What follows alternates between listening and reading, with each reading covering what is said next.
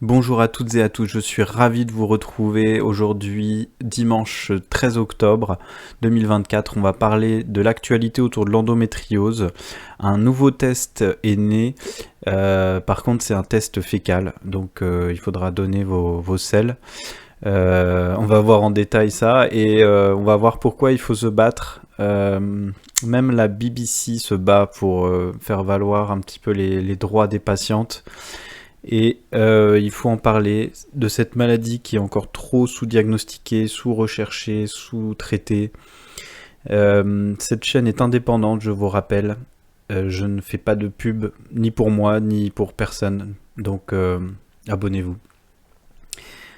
Aujourd'hui, on va parler du test donc non invasif, c'est-à-dire que vous avez juste à donner des selles et a priori c'est possible de faire le diagnostic parce qu'on peut retrouver un métabolite, donc c'est ce qui est sécrété c'est ce qui est éjecté des bactéries. Et là ils ont fait un test et un traitement, donc vous avez tout le package en même temps. Un traitement, c'est un métabolite en fait qui aiderait un petit peu à se défendre au niveau immunitaire dans l'intestin. Donc ça améliorerait un petit peu les symptômes. Bon, c'est pas vraiment un traitement, c'est disons un traitement de confort. Mais bon, si ça peut améliorer les symptômes, on dit oui. Et si on peut faire un test facile, bon, il faut juste donner vos selles, ce serait une bonne idée.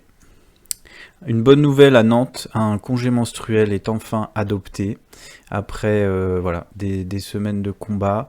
Ça fait 1 an en fait que les députés se battent.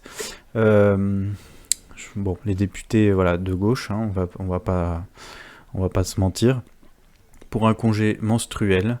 Et ça y est, c'est adopté à Nantes.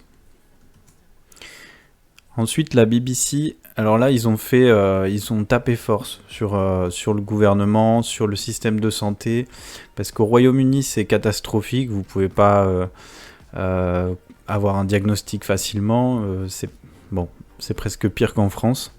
Et là, ils attaquent fort, ils font une série même avec des scènes d'une jeune fille qui a de l'endométriose.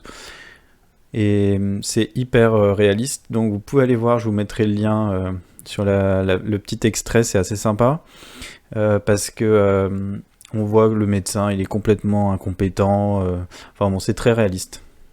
Et la BBC tape fort, hein, ils attaquent parce qu'il y a une école qui demande de justifier les absences, voilà, donc même en cas de règles douloureuses, c'est la double peine parce que vous n'avez pas de diagnostic et en même temps on vous demande de justifier vos absences, même si c'est parce que vous avez des règles douloureuses.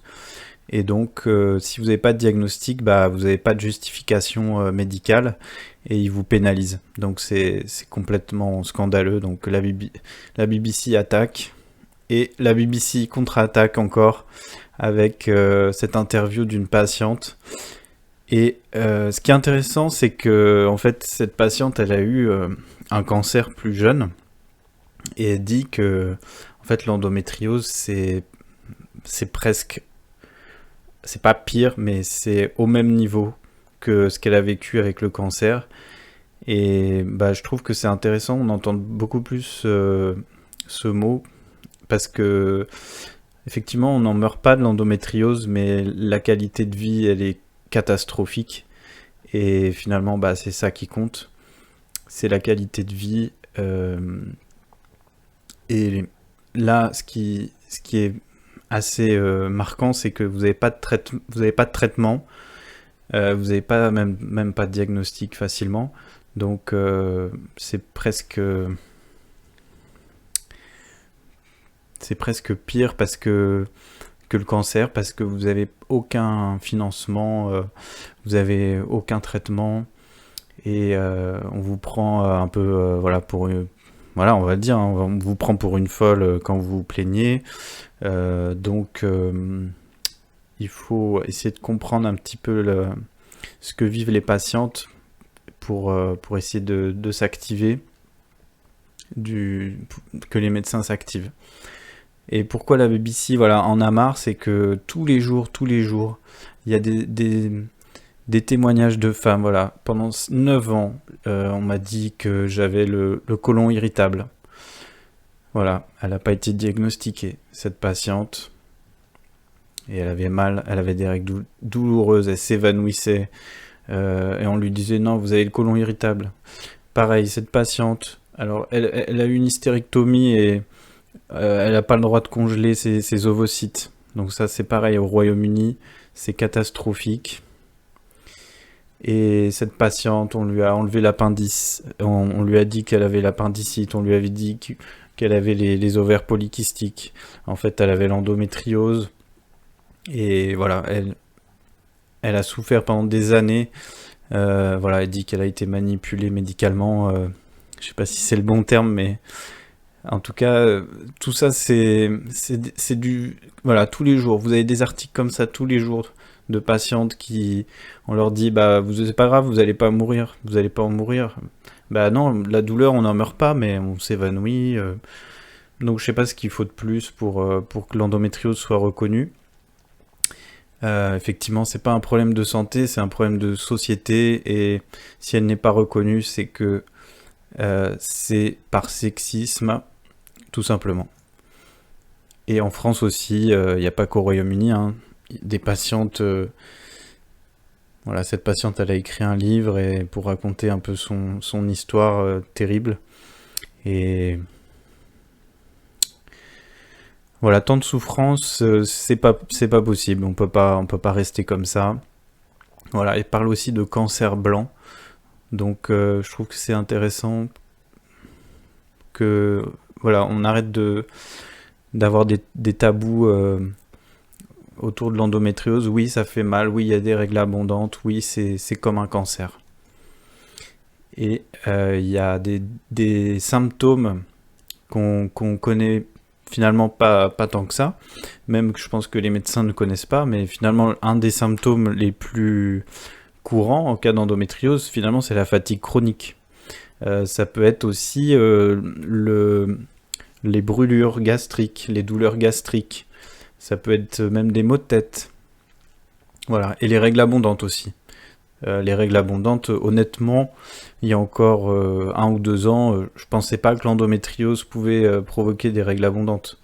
Et voilà, pourtant j'ai vu des patientes qui avaient l'endométriose et je pensais que c'était pas corrélé. En fait, si, c'est que quand vous avez de l'endométriose au niveau de l'utérus se contracte moins bien, il est vascularisé différemment.